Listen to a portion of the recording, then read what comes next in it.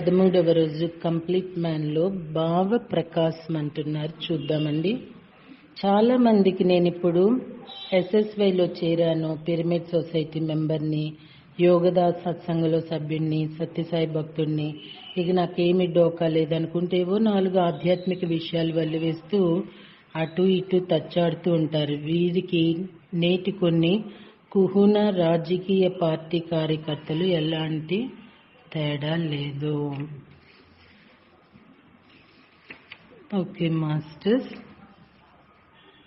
వీరందరి అంతరంగం ఒకటే. తమ అభద్రతను కప్పిపుచ్చుకోవడానికి వేసుకున్న మేకప్పే, కప్పుకున్న పులితోలే. సంబంధిత సంస్థల్లో చేరకూడదని కాదు, చేరడం వల్ల భావ వికాసానికి కొంతవరకు అవకాశం ఉంటుంది, అంతవరకే వాటి ప్రయోజనం. అయితే ఇవన్నీ దైవత్వానికి మెట్లు మాత్రమే.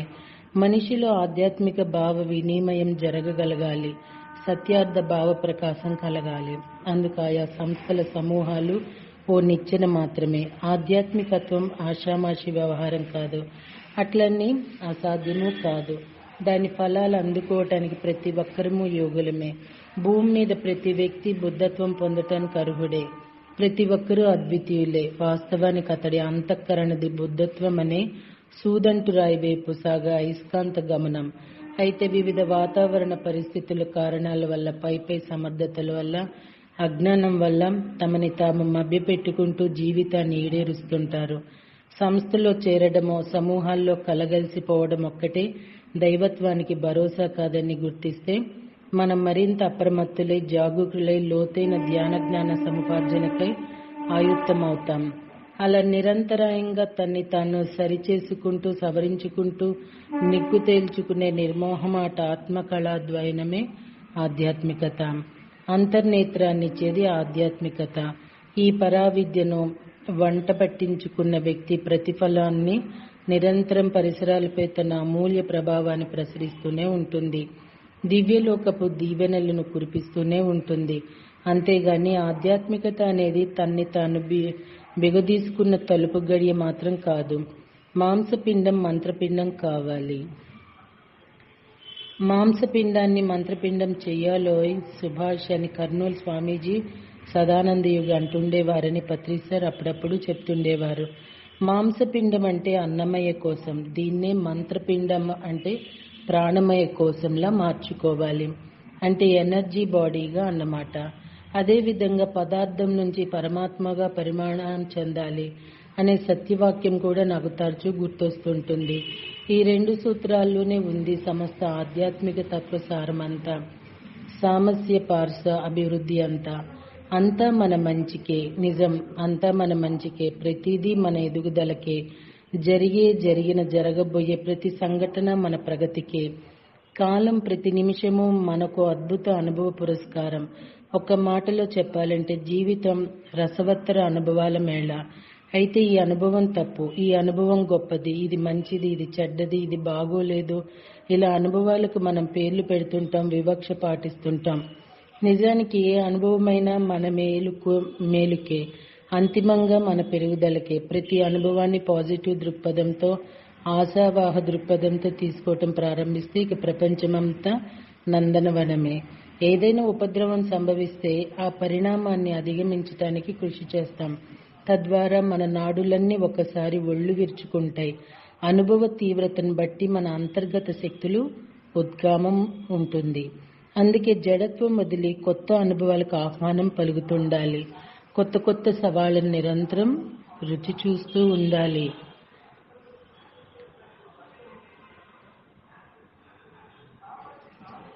ఈ అనుభవ ద్రవాలన్నీ మనల్ని అన్ని పక్కల నుంచి మర్దన చేసి, సారం పిండి, ఆత్మను సాపు చేసి సప్త సువర్ణంగా మారుస్తాయి. అప్పుడు మాత్రమే మానవుడు తపశిఖరారోహణతో త్వరితగతిన పరిపక్వ స్థితికి దగ్గరవుతాడు, జ్ఞాన ప్రకాశానికి చేరువవుతాడు. అయితే కొందరు అనుభవాల నుంచి గుణపాఠాలు నేర్చుకోవటానికి సిద్ధపడరు. తమని తాము సవ్యంగా అంచనా వేసుకొని సర్దిద్దుకోవటానికి సన్నద్ధం కారు. ప్రతి అనుభవము రెఫరెప్పలాడే మన చైతన్య స్థాయి. అందుకే అనుభూతుల అగ్నిలో దూకాలి, అవగాహనల సముద్రంలో ఈదాలి. మార్మికమైన అనుభవాల లయాత్మక కళే ఆధ్యాత్మికత. ధ్యానం చేయటం చక్కటి అనుభవం. ధ్యానం చేసి కళ్ళు తెరుస్తూనే మీ అనుభవం ఏమిటి అని అడుగుతుంటారు. కొత్త వ్యక్తి తారసపడితే మీ అనుభవాలు కొంచెం వీరికి చెప్పండి అని పత్రిజీ సార్ చెంతనే ఉన్న ధ్యానిని పురమాయిస్తుంటారు. అనుభవాన్ని అనుభవించడం కన్నా మించిన అనుభవం ఇంకేముంటుంది? Experience hit only argument in the world. నిజం చెప్పాలంటే ధ్యానం చేయడం వల్ల ఖర్చు బాగా తగ్గింది. ఇంటిల్లిపాది శాకాహారులుగా మారడంతో మాంసం కొనే అవసరం తప్పింది. దాంతో చాలా డబ్బు మిగిలి రోజుకో ప్యాకాట సిగరెట్లు ఉదేయటం నుండి 2-3కు దిగింది. మందు మీద విరక్తి కలుగుతోంది. సింప్లిసిటీ అలవడటంతో ఈ వస్తువు కొనాలి, ఆ వస్తువు కొనాలి అనే ఈత బాధలు తగ్గాయి. ఇదంతా బాగుందండి. నిజం చెప్పాలంటే ధ్యానంలోకి వచ్చినాక ఖర్చు చాలానే తగ్గుతుంది. ఈయన చెప్పినట్టుగా ఎన్వి కొనటము అవన్నీ కూడా అన్నీ తగ్గుతూ ఉంటాయి. సింప్లిసిటీ అనేది వస్తుంది. కానీ నో కామెంట్ రా బాబు, నో జడ్జిమెంట్ రా బాబు అని నెత్తి నోరు లబలబా కొట్టుకుంటూ ఉంటారు పత్రిజీ. అది మనకెక్కదండి. సింపుల్గా ఉన్నా ఊరుకోరు, కొంచెం ఇదిగా ఉన్నా ఊరుకోరు. ఆధ్యాత్మిక వాదులందామో మరేమనాలో తెలియదు. నిజంగా మహావతార్ బాబాజీ కూడా చెప్తున్నారు, ప్రేమ నిరాడంబరం కావాలి అని. నిరాడంబరంగా ఉండటం అనేది ధ్యానంలోకి వస్తే కలుగుతుందండి. ఇంట్రెస్ట్లు చాలా పోతూ ఉంటాయి. కేవలం ఏదో ఒక ఆత్మతృప్తి కోసం పైనమే కాన్సన్ట్రేషన్ ఉంటూ ఉంటుంది. కానీ అది వరకు మనం కొన్నిటి మీద చాలా కాన్సన్ట్రేట్ చేసే అన్నీ కూడా అబ్బా అవసరమా అని అనిపిస్తూ ఉంటుంది. మనకనిపిస్తుంది అది మన వృద్ధి అభివృద్ధి. కానీ కొన్ని కళ్ళు ఉంటాయి చూడండి, కొన్ని నరం లేని నాలుకలు ఉంటాయి చూడండి, అది కూడా విమర్శిస్తూ ఉంటారు. ఎప్పటికీ మారుతారో, ఎప్పటికీ ఇదవుతారో ఎన్ని చెప్పినా పత్రిసార్ అంటూ ఉంటారు. ఆయన సమక్షంలో ఆయన ఆరాలో కూర్చుంటే ఎన్నో దరిద్రాలు వదిలిపోతాయి అనుకుంటారే కానీ ఆయన నోటి మాటను తీసుకోమన్నారు. నా పాదాలు కాదు పదాలు పట్టుకోమన్నారు. ఆ పదాలు పట్టుకొని ఆచరించే ప్రయత్నం ఎంతమందిని చేస్తున్నాము అనేది సెల్ఫ్ రియలైజేషన్ చేసుకోవాలి. ఎట్టకేలకండి ధ్యానం మాత్రం చాలా గొప్పది. అసలు ధ్యానం గురించి చెప్పాలి అంటే అది అనుభవము అనుభూతి తప్ప వర్ణించలేమండి. There are no words to say about meditation. Really masters, నాకు 2 రోజుల క్రితం అండి తలంత విపరీతమైన దిమ్ము వచ్చేసింది. ఎందువల్ల అనేది మేబీ తీసుకున్న ఫుడ్ వల్ల ఏంటి అర్థం కాల. ఎలాగా ఏం చేయాలి, బోల్డ్ వర్క్ ఉంది ఎలాగా అనుకున్నా కూర్చున్నానండి. ఆర్కేంజల్ మైకేల్ ది మ్యూజిక్ పెట్టుకొని గైడెడ్ మెడిటేషన్ పెట్టుకొని మెడిటేషన్ చేశాను.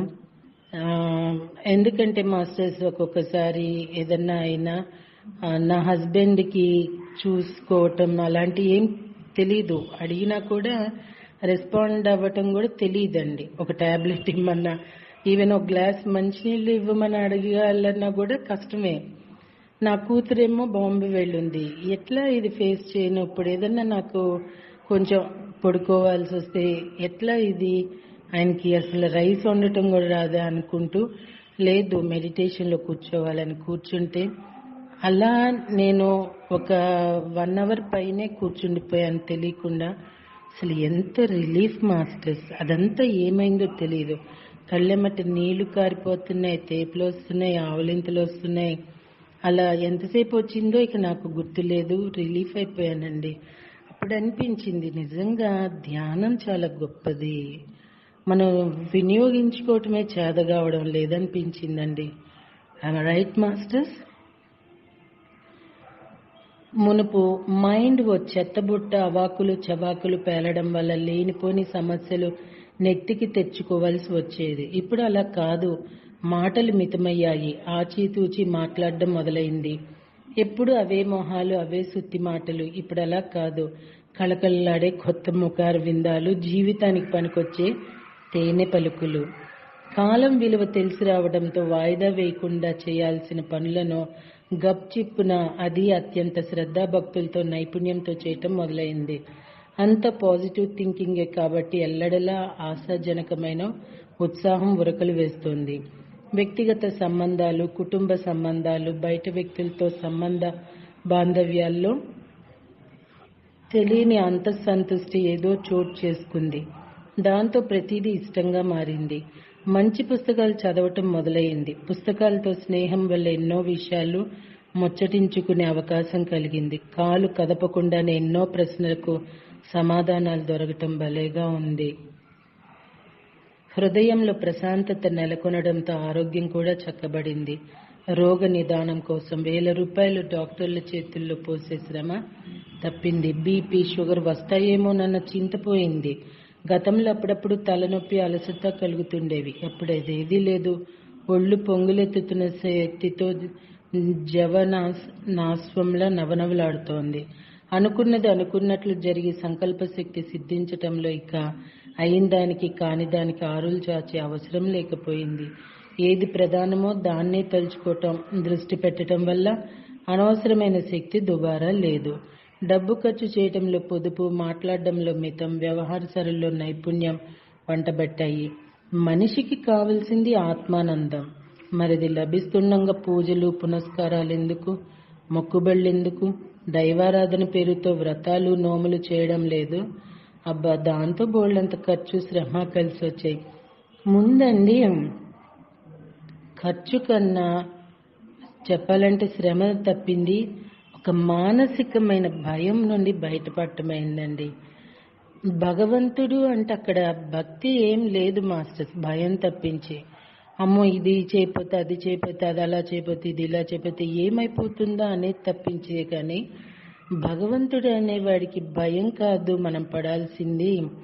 భగవంతుడు అంటే భావాతీతమైన స్థితి మనమే అనేది తెలుసుకోకపోయటం వల్ల నిజంగా చాలా యాతనలు పట్టడం జరిగిందండి.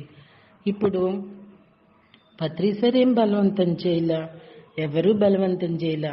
సహజమైన శ్వాసని గమనించడం వల్ల సహజత్వంగా బ్రతకటం అనేది అలవడిందనే చెప్పాలండి. నిజం మాస్టర్స్, నా ఒక్కదాని జీవితమే కాదు, ఎంతమంది ఇలాగా హాయిగా జీవించగలుగుతున్నారు ధ్యానం వల్ల కదండి. అడవుల్లో ట్రెక్కింగ్ చేయటం వల్ల ఎండ, వాన, చలిగాని లాంటి వాతావరణ పరిస్థితులు తట్టుకునే స్థైర్యం వచ్చింది. అంతేకాదు, మునుపు ఏదైనా సమస్య వస్తే దాన్ని సరిదిద్దుకునేసరికి తల ప్రాణం తోక్కొచ్చేది. ఇప్పుడు అలా కాదు. ఎలాంటి పెను సమస్య ఎదురైనా నింపాదిగా పరిష్కరించుకునే స్థితి ప్రజ్ఞత అలవడింది. మునుపు ఎంత పెద్ద బంధువర్గం ఉన్నా ఏదో అభద్రత, అసంతృప్తి వెన్నాడేవి. ఇప్పుడు ఎందరో ఆప్తులు, శ్రేయోభిలాషులైన ధ్యానుల సాంగిత్యం అలాంటి ప్రతికూల ఆలోచనలకు ఆస్కారం ఇవ్వడం లేదు. ఏ విధంగా చూసినా ధ్యానం వల్ల గట్టి మేలే జరిగింది. నా అంతర్శక్తులను ప్రదీప్తం చేసింది. ఇంట బయట సంతోషానందాలకు పాదుకొల్పింది. కర్మ సిద్ధాంతానికి, కార్యకారణ సంబంధాల అవగాహనను అర్థవంతం చేసింది. అవసరమైన అనేక విషయాలకు అర్థ వివరణనిచ్చింది. మరి సగటు సంసారిగా ఇంతకన్నా కావాల్సిందేముంది? ధ్యానంకు దండాలు, ఆనాపానాసతికి అభినందనలు. ఐ లవ్ ఇండియా అనే కన్నా భారతదేశాన్ని నేను ప్రేమిస్తున్నానంటే ఎంత బాగుండేదో. ఇండియా అంటే ఏమిటి? పేదరికం, భిక్షుకత్వం, అధిక జనాభా, అవినీతి, లంచగొండితనం, కృషించే అవకాశాలు, మతాలు, రాజకీయ గుళ్ళు, గోపురాలు, మసీదులు, చర్చిలు ఇవేనా? లేక స్వాములు, సినీ యాక్టర్లు, బాబాలు, బైరాగులు, బిషపులు, ముల్లాలు, గోసాయిలు, మహత్తులు, తాయెత్తులు, వేదాలు, ఉపనిషత్తులు మొదలైనవా? జీవితాన్ని విదేశీయుడిగా పరికిస్తే, ఒక పిక్నిక్గా పరిగణిస్తే భారత్ ఇంతకన్నా గొప్పగా ఏమీ అగుపించదు. అదే ఒక పతంజలి, గార్గి, గౌతమ బుద్ధ, మహావీర, శంకరాచార్య, నానక్, కబీర్, అన్నమయ్య, వేమన్న, మీరా, రమణ మహర్షి, ఓషోలను ఆత్మావలోకనం చేసుకుంటే భారతదేశం అంటే ఏమిటో అర్థమవుతుంది. సరిహద్దులు లేని సామ్రాజ్యం అని అర్థమవుతుంది. సర్వము త్యజించి సత్యం కోసం సల్పిన త్యాగం అర్థమవుతుంది. అయితే ఈ అంతర్దృష్టి, ఆత్మ వివేచన, ఆధ్యాత్మికత్వం ద్వారా మాత్రమే అవగతమయ్యే అనిర్వచనీయ అనుభవము. మార్మిక భారత్ను హృదయ సంధానం చేసుకోవటం అంటే తన్ని తాను ఎరగటమే, తన్ని తాను విశదీకరించుకోవటమే. మిగతా దేశాల్లో తన్ని తాను మినహాయించుకొని ఎదురు చూసే పరమాత్మ దేవుడు. కానీ భారత్లో మాత్రం అహం బ్రహ్మాస్మి, నేను దేవుడను.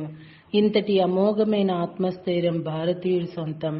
తనను మించిన లోతు, ఎత్తు, విశాలత్వం లేని అస్థితత్వం. భారత్ బుద్ధభూమి. విలుకాడు.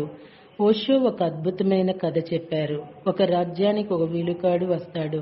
అతడు నేరుగా మహారాజు దగ్గరికి వెళ్ళి, మహారాజా, తమ రాజ్యంలో నన్ను మించిన విల్లుకాడు ఉంటే సరే, లేనట్లయితే నన్ను గొప్ప విల్లుకాడుగా ప్రకటించాల్సిందని కోరతాడు. సందేహం లేదు, అతడు విలువిద్యలో చండ ప్రచండుడే. ఇంత పెద్ద రాజ్యంలో అతనికి సరితూగగల వారెవ్వరూ లేరు. ఇక ప్రకటించక తప్పదేమోనని రాజు ఊగిసలాడుతుంటే వెంటనే పక్కనున్న ముసలి సేవకుడు, మహారాజా, ఒక్క క్షణం ఆగండి. ఫలానా అడవుల్లో ఫలానా కొండపై ఉన్న ముసలాడిని ఒకసారి కలిసి రమ్మనమని చెప్పండి. ఆ తర్వాత ప్రకటిద్దామని సలహా ఇచ్చాడు. మహారాజు కాస్త ఊపిరి పీల్చుకొని తన శ్రేయోభిలాషి అయిన ముసలి సేవకుడి మాట ప్రకారం ఆ విల్లుకాడిని కొండపైన ముసలిని కలిసి రమ్మంటాడు. ఓ సదెంత పని అంటూ విల్లుకాడు ఆగమేఘాల మీద పరిగెత్తుకుంటూ భీంకర అడవుల్లో ప్రయాణించి కొండ కోనలు అధిరోహించి చివరకు రాజు చెప్పిన పర్వత శిఖరాన్ని చేరుకుంటాడు. అక్కడ చుట్టూ తేరిపార చూసేసరికి ఒక గుహలో నిండుగా పడి ఉన్న ఓ వృద్ధుడు కనిపించాడు. అతడి ఒళ్లంతా వయసు మీరటంతో ఏర్పడ్డ మడతలు, బవిరిగెడ్డం తెల్లగా ముగ్గుబొట్టులా మారిపోయింది. నిండు యవ్వన శక్తితో మిసమిసలాడుతున్న విల్లుకాడు దురుసుగా ఆ ముసరాడి చెంతకెళ్ళి, ఏ తాత, నువ్వే నా మహారాజు కలిసి రమ్మన్న ముసలాడివి, విషయమేంటో చెప్పు, నేను వెంటనే తిరిగి వెళ్ళాలి. రాజు నన్ను తన రాజ్యంలోనే గొప్ప విల్లుకాడిగా ప్రకటిస్తాడు అని హుంకరించాడు. ఆ ముసలాడు చిన్నగా నవ్వి వణుకుతున్న గొంతుకుతో, నేను చెప్పడానికి ఏముంది నాయనా అన్నాడు. ఇంతలో గుహ్యకూడానికి ఓ మూల తగిలించి ఉన్న పాత ధనసు విల్లుకాడి కంటబడింది. దానికి పట్టిన బూజును బట్టి ఎన్నో ఏళ్లగా వాడకంలో లేదని అర్థమైంది. ఓ, నువ్వు ఒకప్పుడు విల్లుకాడివేనన్నమాట. మరి ఆ గోడకు తగిలించిందేమిటి అని అడిగాడు. అందుకు ఆ వృద్ధుడు, నిజానికి అదేమిటో కూడా జ్ఞాపకం లేదు నాయనా అని చెప్పాడు. సరే, నువ్వు చెప్పాల్సిందేమైనా ఉంటే త్వరగా చెప్పు, నాకు సమయం లేదు.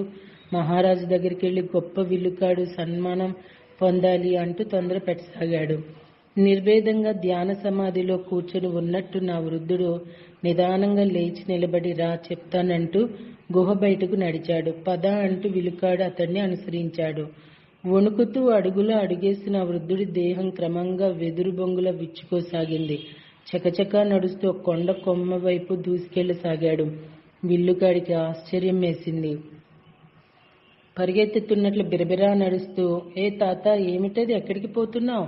నీకేమైనా పిచ్చి పట్టిందా? కొండ కొసన కాలు జారితే ఇంకింతే సంగతులు, ఏరడానికి ఎముక కూడా మిగలదు. మెరుస్తున్న కళ్లతో ఆ ముసలివాడు పడగ సాచి ఉరుకుతున్న గిరినాగుల మునుముందుకు మరింత ముందుకు పోయాడు. అక్కడ గాలి విపరీతంగా వీస్తోంది. విల్లుకాడు, ఓయ్ తాత, ఆగు, నాకు ప్రాణాల మీద తీపి లేదు, అట్లని అనవసరంగా దుస్సాహసం చేసి చచ్చిపోవడం ఇష్టం కాదు అంటూ ఒక చోట ఆగిపోయాడు. ఆ ముసలాడి వేవి వినిపించుకున్నట్లు పరపరామంటూ వెళ్లి కొండ కొమ్మను ఒక కాలు ఉంచి గాల్లోకి మరో కాలు లేపి నృత్య భంగిమలో అలానే స్థిరంగా నిలబడి, రమ్మంటూ విలుకాడిని పిలవసాగాడు. నేలకు కొన్ని వేల అడుగుల ఎత్తున్న ఉధృతంగా తోసివేస్తున్న హోరు గాలిని తట్టుకుని నిలబడ్డ ఆ మహాద్భుత విన్యాసాన్ని చూసి విల్లుకాడు నిరుత్తుడయ్యాడు. నోట మాట రాలేదు. అట్లే కళ్ళప్పగించి చూస్తుండిపోయాడు. కొద్దిసేపటికి తపస్సు చాలించి లేచిన మునీంద్రుడిలా ఆకాశం నుంచి కొండ శిఖరంపై అప్పుడే పాదం మోపిన దిక్పాలకుడిలా ఆ ముసలాడు చాలా హుందాగా నడుచుకుంటూ విలుకాడి చెందకు వచ్చాడు. విలుకాడి ఇంకా ఆ నిబిడాశ్చర్యం నుంచి తేరుకోలేదు. నాయనా, విలువిద్య అంటే ఏమనుకుంటున్నావు? విలువిద్య అంటే బ్యాలెన్స్, సమతుల్యం. నీలో ఉన్న బ్యాలెన్స్ ధనువు ద్వారా వ్యక్తమవుతుంది, సరసంధానం ద్వారా నిరూపణ అవుతుంది. అంత సమతుల్యతే బహిర్చేతనగా దృగోచరమవుతుంది. పరిపూర్ణమైన విల్లుకాడికి ఆయుధం అక్కర్లేదు. అందుకే గుహ గోడకి ఆ ఘనమైన విల్లు నిరర్ధకంగా వేలాడుతోంది. ఏది ఆ ఎగిరే పిట్టల జంటను బాణంతో కొట్టు అన్నాడు. వెంటనే విలుకాడు నారి సారించి సరం సంధించాడు. దబ్బున ఆ 2 పిట్టలు నేలరాలాయి. వృద్ధుడు తీక్షణంగా ఆకాశం వైపు దృష్టి సారించాడు. అతడి తీక్షణ దృక్కులకే 7 పక్షులు మగ్గిన మామిడి పండుల్లా టపీమని కింద పడ్డాయి. వృద్ధుడు అన్నాడు, నువ్వు మంచి గురికారుడివే, కాదనను. అయితే నేను బతికున్నంతకాలం నువ్వు గొప్ప విల్లుకాడిగా మాత్రం మన్నన పొందలేవు. ఆ తరువాత కొన్నాళ్ళకెప్పటికో అహంశూన్యమైన ఓ వ్యక్తి ప్రశాంత వదనుడై ధనుర్బాణాలు ధరించి రాజ్యానికి ఎత్తించాడు. తక్షణం మహారాజు సకల మర్యాదలతో అతడికి ఎదురేగి ప్రజలందరి సమక్షంలో గొప్ప విల్లుకాడిగా ప్రకటించారు. రేపు 2 కళ్ళు అంటూ ఏదో చెప్తున్నారండి, మరి తెలుసుకుందామా? Thank you.